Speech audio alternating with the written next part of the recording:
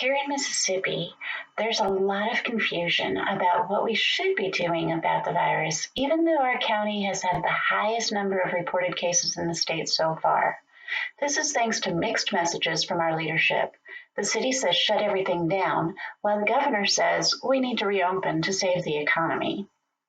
Now, my own household is solidly in week 3 of isolation, but not everyone is following the protocol. Last week, I was the only one using the grocery pickup service.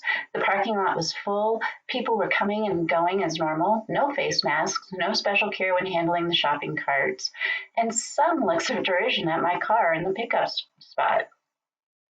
Now this week, the same store, half the lot was empty. There are now 6 pickup spots for groceries, and all of them are full. No more smirks thrown at my car, but some people are still coming and going as usual. No masks, no sanitizer, no concerns.